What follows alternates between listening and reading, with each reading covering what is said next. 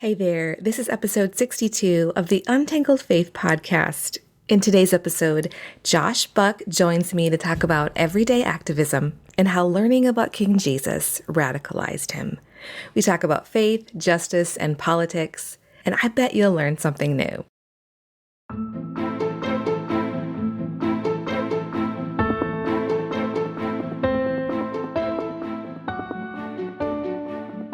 This is Amy Fritz, and you're listening to Untangled Faith, a podcast for anyone who has found themselves confused or disillusioned in their faith journey. If you want to hold on to your faith while untangling it from all the things that are not good and true, this is the place for you.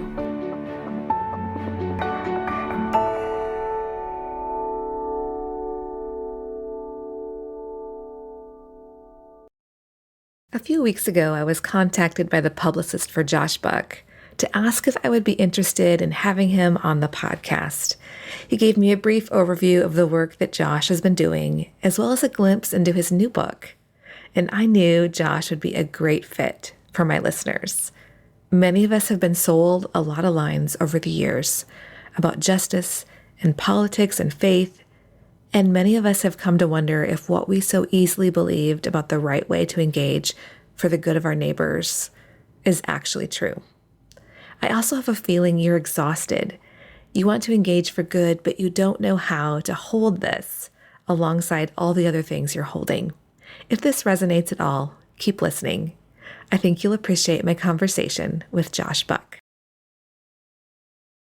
Good. Josh, as I was looking at your background, I would love for you to introduce yourself to my audience of how you got here. I know you're an author.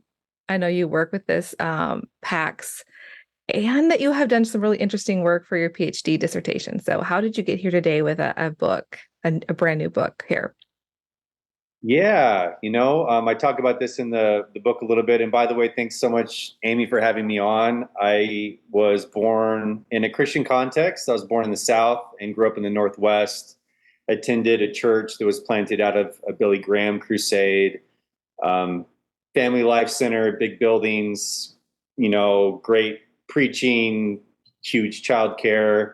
Kind of that form of white evangelicalism in a town, Auburn, Washington, a church called Grace. And I really loved a lot of what I came into.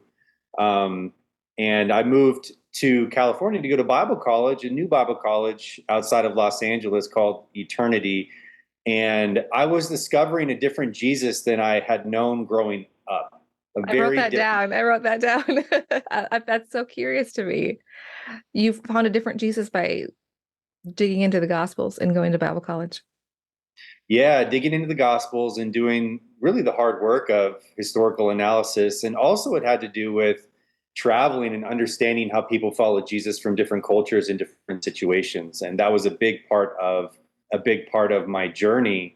And coming to a place where Jesus really cares for people, especially who are disenfranchised, marginalized, who are suffering, who are having a difficult time, who are poor in spirit, and realizing that this is central to the call of the gospel, and discovering Luke 4, where Jesus on his own terms talks about the gospel. And this really setting me on a path of radical discipleship, that Jesus can't be this very docile person when he's a radical political leader taking on all of these biblical titles that are incredible, like I am and King and Messiah and Son of Man, and mobilizing a group of people to completely change the world, not just show up to church on Sunday, be nice, maybe give 10%, and just care about your personal life and being a better person. As important as all of those things are, like tithing and going to church, that it's so much more than that. It's so much more expansive than that, the vision of the Gospel of Jubilee, that it is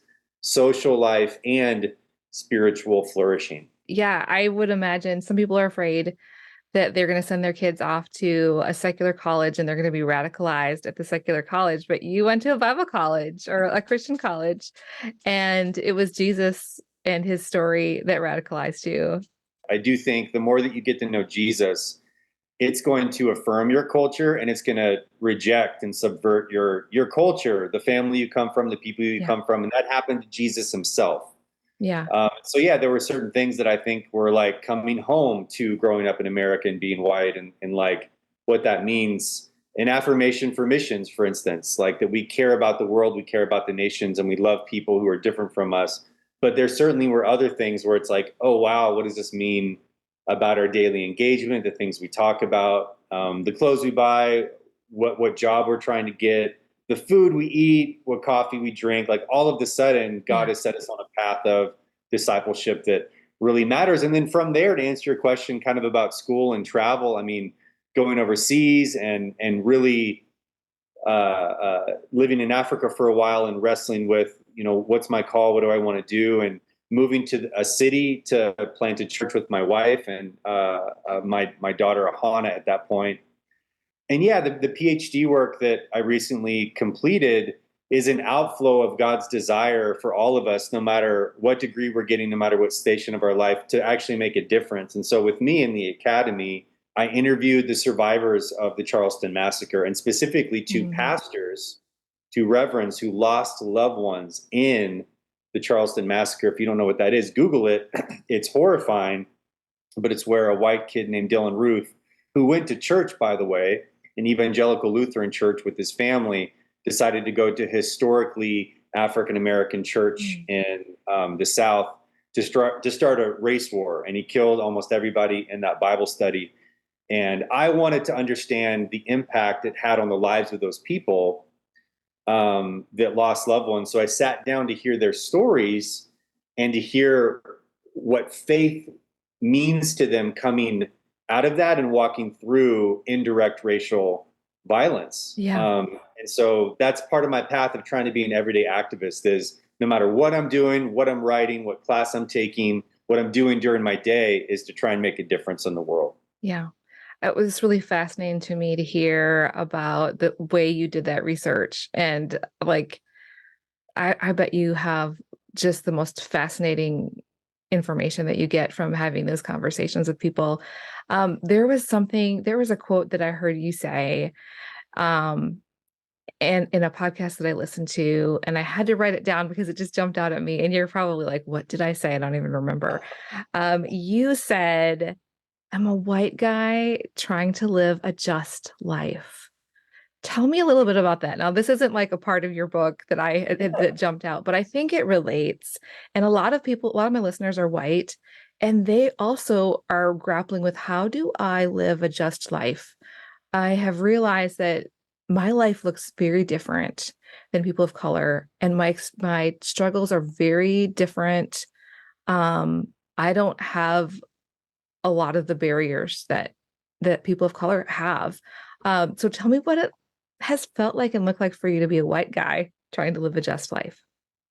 Yeah, such a wonderful question. I think first and foremost, it's so important for all people, but especially white people that live in kind of dominant culture. That is to say, everything's judged against Anglo-Saxon culture because we live in a settler society where we settled and we took over, and the roads and the streets and the buildings have been made for us to flourish. And so we have to just acknowledge like our ethnic heritage and the benefits it has given us inherently being here in North America and the United States in specific. So the first step for any Christian is to understand the social location that God has given them.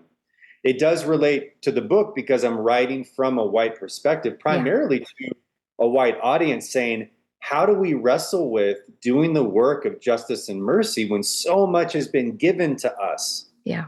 And the solution is actually very simple.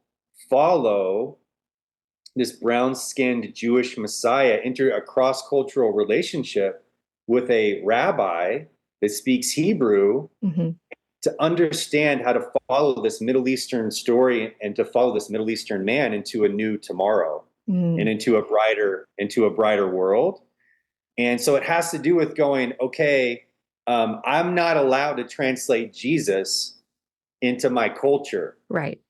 I'm supposed to be humble enough to figure out how his radical teachings apply to my culture. I can't make Jesus white. I Yeah. can't do that. I can't make Jesus a colonizer. I can't make Jesus somebody who's okay with the settler society, because read the story of Jesus, he's not okay with those things. Yeah. Yeah. And that's so much of the message of the book for white folks in particular is, how do we follow a brown-skinned Jewish Messiah? As Paul says, we are grafted into this beautiful Jewish narrative. How do we do that properly? Yeah. And it is to follow Jesus on a daily basis and the radical teachings of Jesus. Yeah. So tell me about that. Like, why is it so important for us to understand that cultural aspect, like the cultural, historical context of where Jesus lived and taught? How is that influenced as you had put together your ideas for this book? Yeah, for me, when I was in Bible college, it was very startling. I talk about this in my introduction of the book, going, wow, Jesus was a disruptor, and Jesus was somebody who wasn't okay with the status quo. Mhm. And this is somebody like working outside the halls of power and privilege, not from within the Roman or Jewish establishment, to start a movement in the world. And it's important for me to meet Jesus on his own terms. And even though we don't live in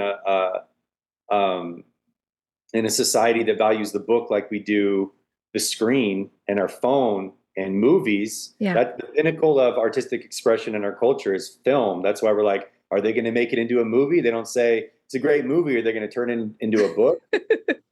We don't talk about it like that. But we got to get to know the Bible. We have to get to know the text. And to do that, Mhm. we have to understand the story of God. And then we have to understand the person that the story revolves around, which is King Jesus. And across the world, when artists paint Jesus, they have a habit of painting Jesus in the image of the people that they come from. So no surprise, in Korea, Jesus will look Korean. In Japan, Jesus will look Japanese. In Africa, Jesus will look African. Well, for white folks, Jesus will look white. And there's a truth in that we are all made in the image of God. So Anglo-Saxon people have also been given the Imago Dei, which I speak about in chapter 1 of my book. But it's important to know that Jesus was born into his culture and his time. So even though we've all been made in the image of God, we're following a Jewish Lord. And so what does it look like to follow this person in America?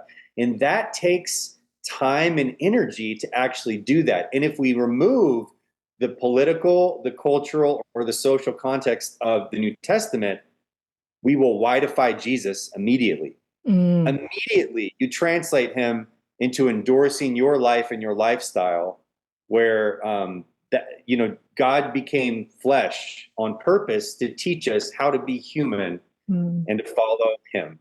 So one example is when Paul is writing an epistle. Paul comes from an honor-shame culture and a collectivist culture. That is to say, people are more concerned with maintaining honor and status and not being dishonored within their social group and their social setting. Now, the vast majority of people who are going to preach Colossians 1 or like Romans chapter 3, verses 1 through 3, I picked that randomly. Yeah. Everybody sitting in the audience who's white is going to be interpreting the sermon individually. And that's the assumption, is what does Colossians mean for my life individually? Where in a collectivist culture and in an honor-shame culture, it's going to be far more about how does this passage impact the collective. In fact, the letters were written to collective groups of people. The vast majority of the New Testament is written to a collective outside of like a few books, like Philemon, the pastoral epistles. Yeah. Okay. And so that's where we immediately can get it wrong. Another thing is when you read the book of Luke, which is what this is couched in, the whole book is within this framework of Jubilee. And this Jubilee is this rich Old Testament story that starts in Leviticus 25. We see it being messianic in Isaiah 61. And then Jesus picks it up in Luke 4 to be the manifesto for his entire gospel and his entire ministry. And we, majority culture Christians, can easily skip over the message that he's teaching to wealthy people, to comfortable people, to rich people. We skip over it quickly and easily. Yeah. And like we often read it as, read scripture as ourselves being the hero in every story with others too. So that idea too of the collective as opposed to the individual, because we are very individualistic in American, white evangelical American culture. We talk about this individual relationship with Jesus too.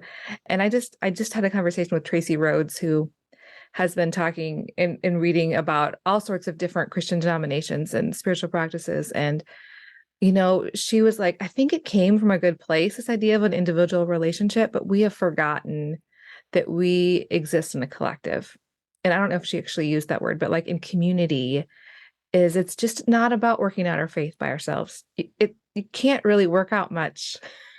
It's so good. And Amy, within activist circles and within circles of people who really care about justice and mercy, we can easily become hypercritical of systems. And I talk about this in the book, the cultural systems that we're a part of, whether it's work or there's government politics, there's church and religion. And we can become really critical of those spaces. Yet I wrote a chapter, one of the last ones, on mobilization, where Christians can't get away from being in community and doing the work of justice with other people. Mm-hmm. Said another way, we can't bag church just because church is broken in this cultural moment. That's one of the dangers we have as people who are advocates of justice and mercy. Jesus was the advocate, capital THE, of justice and mercy. And he died to create a world-changing community that we call the church, not a club, not a carrier of political ideology, not acting like Jesus is apolitical because he was king, but we mobilize with this group of people to change the world. You are probably the second or third person who has like reminded that message of a lot of us are like, burn it down. It's a disaster. Yeah. If those systems weren't there, we would really feel it. That works really well with what you said. Like working within a system doesn't sound sexy. It doesn't sound radical, but there is something to be said for a way to get the job done. For your audience, I'd love to speak to the three postures that we can take within our families or towards government or in our churches. There's three types of social change that I talk about in chapter 3. And it's important for people to figure out what kind of change am I called to bring in this moment with my capacity, with my friends, with my time. I'm busy and broken. What do I do? And the three types of change, the first is gradual change, to say, okay, I'm a part of this church. I'm a part of this community. I'm a part of this nonprofit. I'm a part of this business. And I want this place to be filled with justice and mercy, to be an embodiment of the gospel in the world, not Christianized, but a place that treats people with dignity and respect. How do I do that? And the gradual change is to say, I'm going to work within the leadership structure and I'm going to win people over and get buy-in. And I'm going to try and get to 40% buy-in. And then the snowball will roll down the hill. And it takes 5 years, but you make incremental gradual change. So that's gradual change. And here's the key with that. One, without leadership buy-in, it still probably won't happen. And two, it's all about the equilibrium. People care more about like the security of the organization over change, which means it's going to have to happen really slowly. The second type is radical change or quick change. Now, this is where it's such an unjust system, family or work environment or church, that God does not desire things to happen slowly. So this is Jesus going into the temple and flipping tables going, this is so wrong that I'm going to send a radical signal that it needs to change right now. Okay. And that's radical change. And that's where, who cares about the equilibrium? If this thing falls apart, that's okay because it's so wrong and unjust. This is Jesus saying in the letters in Revelation, I'm going to remove the lampstand if this doesn't change. He's like, you guys need some radical change right now. Yeah. And then the third one is to start a new thing. It's too toxic to do slow change. Nobody's going to agree to quick change or radical change. So it's like, I'm going to be a part of something new. And what I would say is you can't not participate in the organizations and culture around you. It's impossible. Yeah. So it's critical that we find a church, we find a family, we find a group of friends we find a space that we can flourish in and help others access the gospel of Jubilee. That is spiritual life and all the things that I grew up learning about forgiveness of our sins and coming into the family of God and reconciling with God through Christ. And then there's the social flourishing piece, which is that we are all valued as image bearers of God equally. Josh and I had a lot of things that we talked about as we dug into some of the themes of the book that he wrote, Everyday Activism, Following 7 Practices of Jesus to Create a Just World. And one of these chapters that we didn't really get a chance to dig in on was talking more about the idea of the Gospel of Jubilee. He also said that 2 things help us to understand the Gospel of Jubilee as a foundation for everyday activism. First, the Gospel of Jubilee declares that we can receive spiritual life. Second, the Gospel of Jubilee declares that everyone should have access to social flourishing. And he went on to say that oftentimes in our churches, we do this thing where we have a disjointed understanding of the gospel as opposed to a holistic gospel. And the disjointed gospel separates out the individual and the collective and the spiritual and the social, whereas the holistic gospel, which is this gospel of Jubilee, has all of these things together. The individual and the collective are together. The spiritual and the social are together. All of it is happening at one time. I hope that helps to clarify a little bit of some of the terms that we're discussing as we have this conversation. That's so good. So I would say one of the hard things is that we like to have this line, invisible or otherwise, it says, this is political, this is social, and this is spiritual. You argue from the very first page of your book that justice has been a part of God's design from the very beginning of creation. Right. So how would you combat that? Like, hey, you are getting political on me, Josh, and I just want to follow Jesus. Yeah. So that's a very it's actually a white. And I'm white, okay? So I'm not saying white in a derogatory way, right? But that's a white trope, or that's a white saying that, you know, I want to follow Jesus. I don't want to get political. Now, the problem with that is if you follow King Jesus, then you are political by the very nature of your belief system. Yeah. And the entire group of disciples, the Pharisees, the Sadducees, the Essenes, the Zealots, the Romans, the regular Jewish person, all understood the movement of the church to be political in nature, to be an alternative political community. Now, this is stuff I want to write on in a second book. Yeah. Because I don't talk about it as much in this book, but what's important for people to know, and I get at this in the very beginning, like you said, of the book, is if Jesus is carrying these Jewish titles of I am, Son of Man, Messiah, Lord, King, those are inherently political. And then we are told that we are co-heirs with Christ.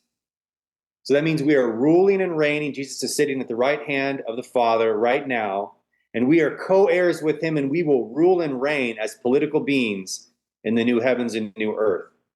What does that mean now? That the church is an alternative political community, and that we follow Jesus, and that we must engage politically, but we don't define politics like the world defines politics. Talk to me about that, because I was going to ask that. When people think politics, they think voting, they think debating, they think ugly partisanship.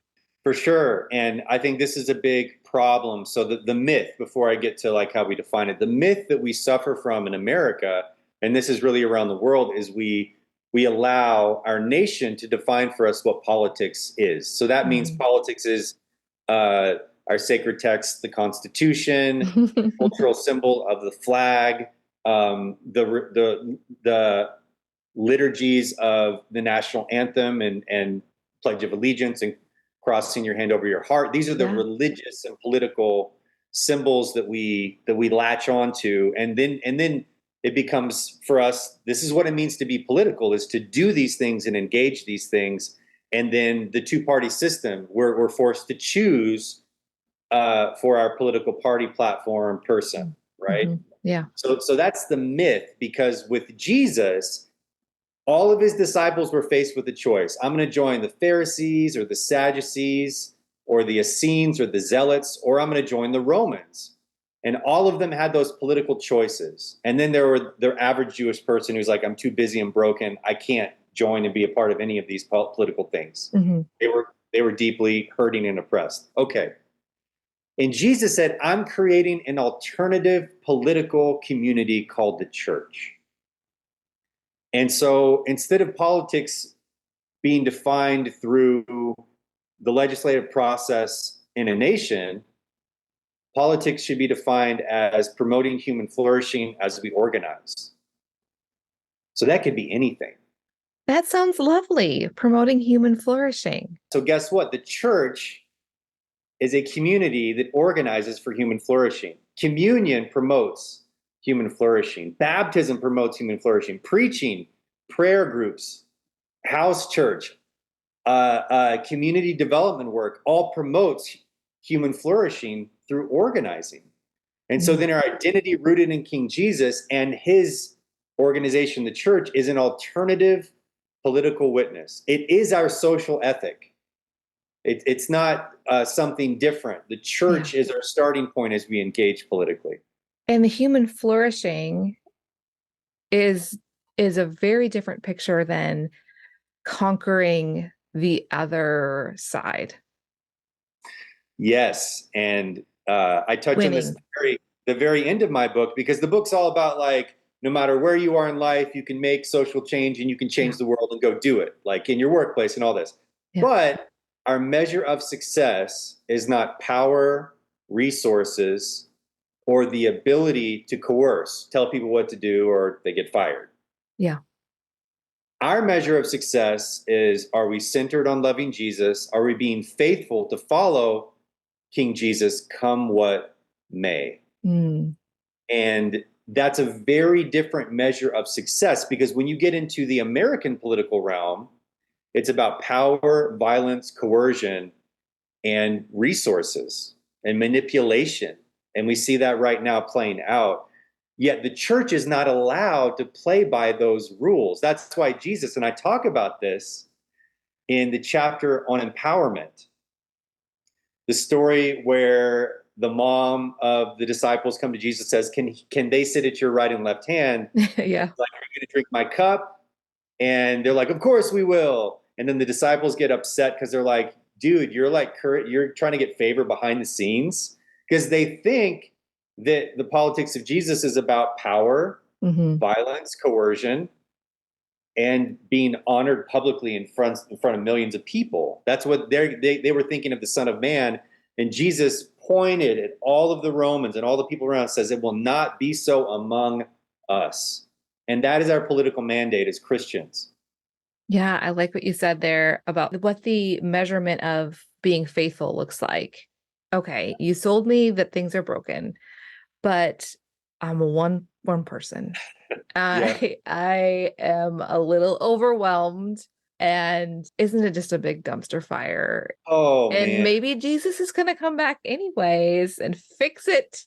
Yeah, I think there's something deeply biblical in longing for Jesus to return. And I also want to address anybody listening to this who has lived a very difficult life, where maybe you've experienced marginalization or abuse, or maybe you come from a wealthy family, but you've been through some horrible situations where, like, men or a pastor has just drugged you through the mud, and you're in a spot where you're like broken, and you're like, really, I need to engage to change the world. And what I would communicate to that person is that Jesus is there for you. Jesus is for the brokenhearted, is for the person who is suffering and having a hard time. And this is the person who Jesus is close to. And the problem with the activist culture is that you need to be Instagram famous and posting about one issue all the time that's your issue, or you need to be out picketing, or you have to get the right degree in international diplomacy or whatever. And what Jesus is telling you is, long for Jesus to return, but you don't have to radically change your day to make a difference. Yeah. Stay where you are in your station of life, whether you're going to school, whether you're a single mom, whether you're taking care of kids at home, whether you're someone like me shuttling my kids to sports and like I'm trying to figure out nonprofit stuff and how do I do more school, all of these things, that from that place and space you can actually make a difference. And I would say activists teeter, Amy, between, and people who have a heart for justice and mercy, which I can tell you're one of them, we teeter between despair and hope. And giving up with it's a dumpster fire and like, let's go clean the dumpster. And I want to communicate to people, it's actually a very normal thing for people that have a deep care in the world, a deep care for the world, to feel that way. I want to validate that and say, Jesus is there for you in the despair, and he affirms your heart to get to work when you have the hope. Yeah. The subtitle of your book talks about the seven practices of Jesus. I'd love to hear you talk about like a summary. I know like that's the whole book, right? If you could give like a high level summary of what are these practices? And I mean, I have hope now that I don't need to like completely upend my life as I know it in order to take part in these practices. Yeah. And that's really the goal, is that Jesus taught parables often to the masses. And these were people who like couldn't switch jobs. They couldn't be like, oh, I want to be a part of a different family, or I want to move to Europe or something like that. No. Wait, I live in Europe. No. They were like, I got to go back to my life after I hear this story and this weird argument that happened between Jesus and the lawyer. And so I give 7 radical practices to create a just world. And the point is, and there's an icon assigned to each of these for us to remember what they are. So when you get in the book, the beginning of the chapter will have this icon to really fix us. And the first one I'll just say is love. And I talk about in the chapter how Jesus defines love and neighbor love for us that really contradicts the way that we think about neighboring in the Western world. And so the parable of the Good Samaritan, I won't get into it, pick up the book, or just pick up your Bible and Google parable of the Good Samaritan, because it's incredible.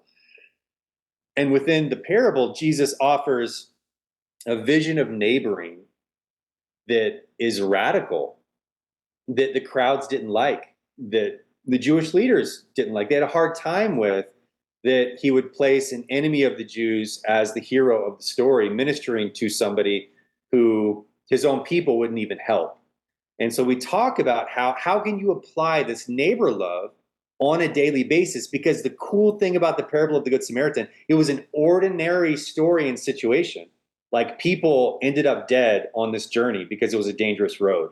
Yeah. And people were forced with the decision, do I help them today in my everyday life? And this is what's so beautiful about the gospel, is it teaches us and transforms us to be agents of change right where we are at. Because we can do that loving thing wherever we are.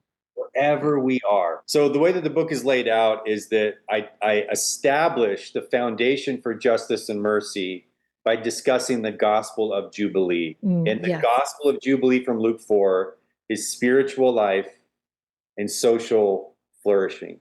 So that's where we talk about, like in the West, it's either one or the other. It's either spiritual or physical. It's like social justice or saving souls, right? Or whatever.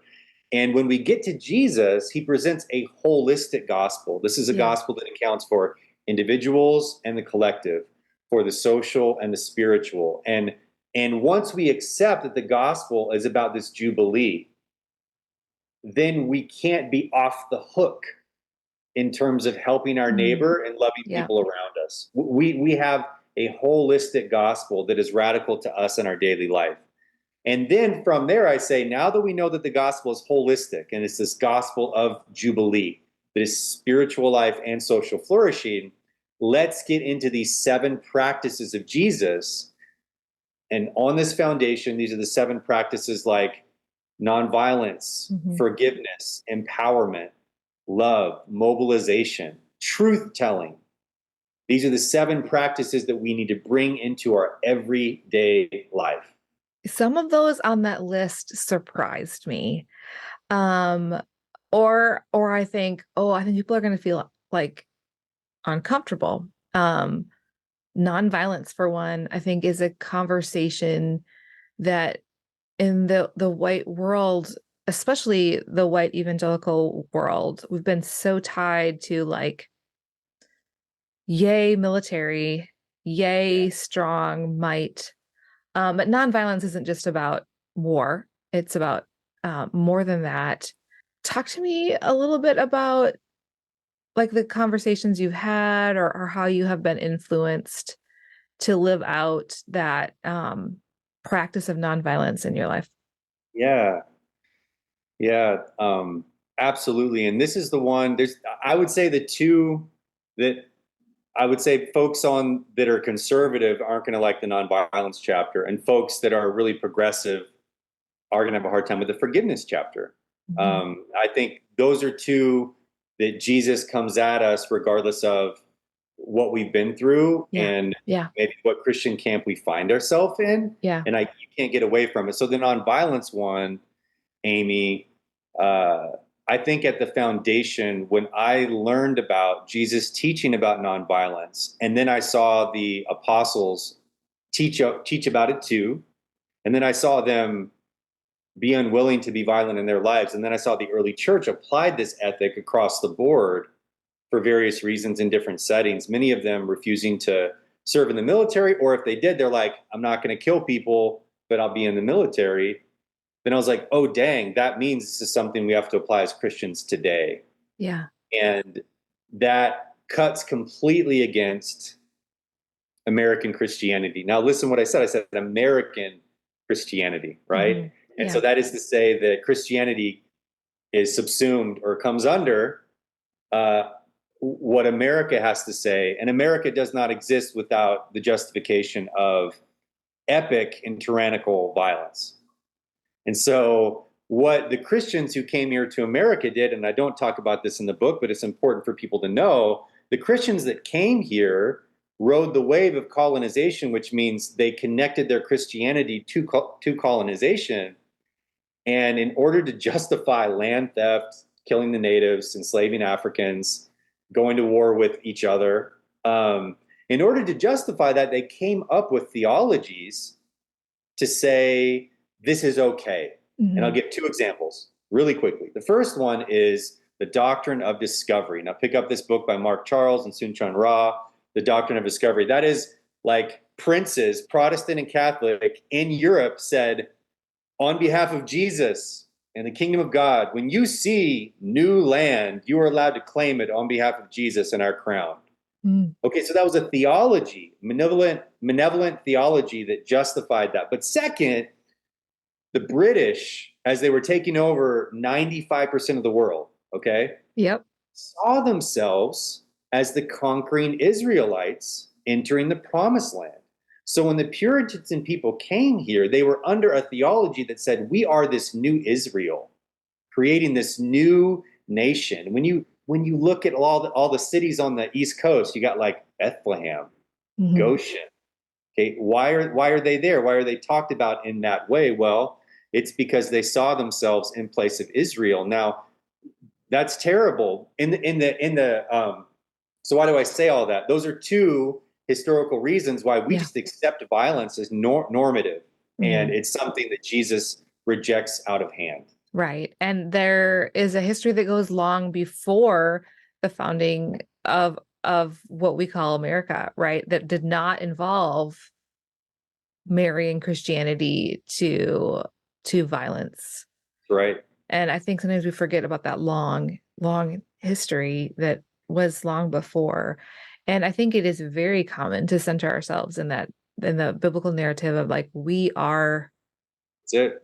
Jerusalem. We this is the promised land, and to read all the scriptures through that, and it leads to a bit of a mess that we've seen. And I think it explains a lot of the um, Christian nationalism that we're seeing and Yeah. people embracing it because it's just so ingrained that, of course, like if we are to like really look at it, it might unravel some things we don't want it to unravel.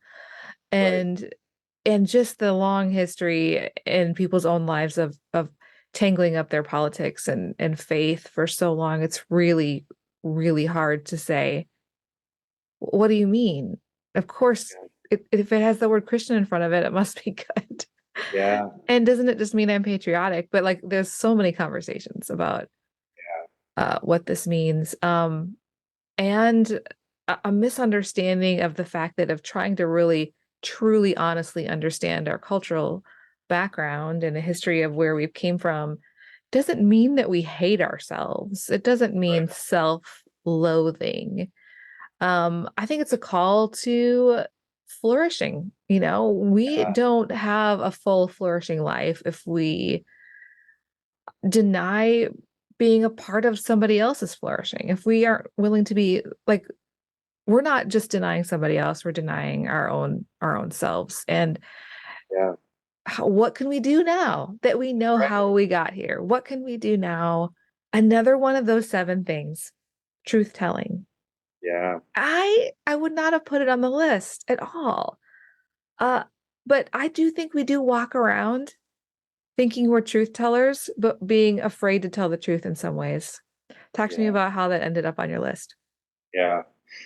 I will. First, I want to address, Amy, it's so good hearing you talk about your family and what does it look like for white folks not to be overwhelmed with feeling terrible about themselves and getting to work. And I would say this, I think it's so important for white folks in general to be comfortable being uncomfortable. Mm-hmm. And when we get uncomfortable, I've noticed we have such a low tolerance for that space of being uncomfortable that it's like, well, I don't need to be guilty, or I don't want to hear it, or we immediately look for information that will allow us to escape discomfort. Oh, yes, absolutely. And what I would say to that is, it's not easy for me to be uncomfortable. I'll just admit, like, it's not fun for me to be uncomfortable. There are many times in my cross-cultural marriage or with my kids, or I've made so many mistakes among people of color where, like, I need to sit with damage I've caused, being uncomfortable, asking for forgiveness, and figuring out how to rectify the situation after forgiveness has been extended. And that's a process. And so for any white folks listening, I'm with you. It sucks being uncomfortable. And whatever you're feeling, ask yourself, why am I feeling this? And the gospel and Luke 4 does not allow you, when you're uncomfortable, to be like, okay, I'm done. Like, it's not, this I'm isn't done now. about I'm me. opting out. Yeah. Exactly. We're not allowed to opt out of the conversation, as we have the power to do. Truth telling. Yes, So let's go I there. would say within the white community in general, we come from a long line of pietists in this movement of Puritans. And so telling the truth is like fundamental to a lot of people's faith because it's about personal piety. So don't tell a lie, don't embellish, don't tell a half truth to get away with it because you want something, or tell a story that isn't true because you want to be funny. And there's truth telling in private. And what I talk about in this book is truth telling in public. And there is a prophetic movement that is born out of a lot of non-white communities where telling the truth in public, that is speaking truth to power, is fundamental to the Christian faith. And I root that in Jesus, of course, as he says, when men hate you and exclude you and treat you as evil on account of the Son of Man, rejoice in that day, because that's how the prophets were treated. So there is this biblical witness of prophets speaking out against injustice and getting killed for it. Yeah. And Jesus is a part of that prophetic tradition. Therefore, Christians in the church must be a part of that prophetic tradition. The challenge is, in a lot of white spaces, you're trained to be a pastor. You're not trained to speak truth to power. Mm-hmm. You're trained to get a tithe, grow the church, and not make the people who are wealthy uncomfortable because they're the person floating the boat. Yeah. And then Jesus comes along and he says, I'm going to be comforting the afflicted and I'm going to afflict the comfortable. And pastors are not trained to do that. Yeah. It's the opposite. And so truth telling is being willing to speak publicly. And I'm not talking about you got to be at a rally. This could be in your life, in your family, in your workplace. When you see something that is robbing people of human dignity, you're willing to speak up about it. Yeah, it's a consistency that happens, not just you're willing to live that way and talk that way in all the rooms, whether they're the quiet room with just your closest friends and others. I don't know if you read the book Why We Did It by Tim Miller. Like, he was a Republican strategist, and at a certain point he's like, I just can't with Donald Trump. And he decided to write a book basically that kind of explained, like, why did we do it for so long, and why did so many people still stay to the very end. And I think some of it is the lack of being willing to be truth tellers, because for one reason or another, some people wanted to be in the room where it happened. They had position and power they just didn't want to give up. There is a whole bunch of categories that he gave. It's a fascinating book, but I think it is interesting that there is justice that is denied when people are not willing to say the hard truth when it might cost them something. That's right. To think, there are all these politicians or, normal people that are willing to say, yeah, this is not right. This isn't the way to go privately. Yeah. But to be willing to say it publicly, where they might have to take, some flack from somebody or that has power and influence, and they might lose that. Yeah. It's a big part of creating a right, fighting for a right and just world. Yeah. I'm with you, Amy. And that's so much of the ministry of Jesus and what he taught his disciples, and the ministry of the early church is being willing to be a truth teller in private, but also be a truth teller in public. Yeah. What are some practical things that we can do that, baby steps? Give us some baby steps. I love it. I think people got to get in the Gospels. I do think whether you're going to listen to the Bible on audio or get on YouTube, the Bible Project, and type in Gospels, or pick up Everyday Activism, or listen to lectures, or just actually read the Bible. Yeah. I think it's so critical for you to be with God, the Holy Spirit, say, please help me understand Jesus Christ, and to start with Luke and start to read and write down questions and circle things you don't get in your Bible, and start to do the work. And in my third appendix in the book, it's a Jesus starter kit. And that is to say, for anybody who wants to get to know Jesus better, there are books and resources. And here's the deal. When somebody really wants to get to know somebody and they're like, maybe I want to be with this person, or I really want to be friends with this person, you invest. You're on their Instagram scrolling, looking at what they post. You're following them. You're trying to get on the phone with them. You're texting with them. You pursue them as somebody who is going to be influential in your life, or a lover, or a friend. And it's so critical that if we actually believe that Jesus has saved us and set our feet on dry ground, and that our love needs to be fixed in Christ, that we would pursue that relationship. And then as that blossoms, it will lead you to this radical Jesus and this activism. So listen, baby steps, get to know Jesus. I am like the stereotypical distracted guy meme when it comes to appendix and notes and footnotes and books. I'm always like, what, where am I going to go now? What books am I going to buy next? But I love that you have added that in there, because when we're like, okay, I need to understand more cultural context, historical context, where do I go? That is a great, great resource. Thank you for having this conversation. Tell us how we can support you, where we can find you, where we can find your book, all the things. Yeah, totally. Website, jwbuck.org. I co-lead an organization called PAX. Definitely follow us, madeforpax.org. The IG handles are the same for my name, JW Buck, or Made for PAX. Creating Christian content that's Jesus-centered for the next generation. That's the goal of this book, aimed at majority culture Christians. And then Made for PACS is primarily targeted towards young people of color who are asking a different set of questions that the gospel addresses. So those are a few places. And yeah, pick up the book, Everyday Activism, anywhere books are sold. I was really happy to write it with Baker. It was a great experience with them. And I hope it's an encouragement to anybody who cares about justice and is like really busy and broken and trying to figure out what to do. Yeah, that's us. That's all of us. Thank you, Josh. I appreciate this conversation. Appreciate your time and just the amount that you have invested in putting this message in the world. It's a vulnerable thing.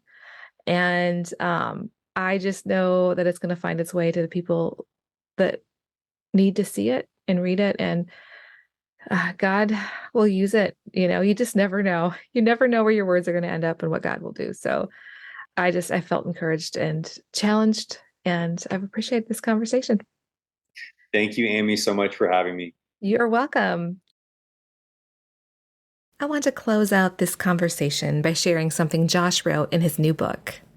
In one of the chapters in which he talks about the practices of Jesus that we can emulate, he talks about rest. Here's what Josh says. Everyday activists show their trust in the final work of Christ by embracing times of rest. We express our trust in the gospel by resting. We show our faith in Jesus by trusting that rest is an important act of worship so we can stay in the fight for justice. I think that's the perfect note to end this episode on. Thanks so much for listening. I wanted to remind you that we're in the middle of the Share the Show campaign, and I would love for you to participate. All you have to do is share an episode with a friend, or leave a review, or post about it on social media. You can do one or all of these things, and then let me know. It's super simple. I'll leave a link for you to let me know in the show notes, and it will be on the Untangled Faith webpage at untangledfaithpodcast.com/share the show. That's untangledfaithpodcast.com/share the show.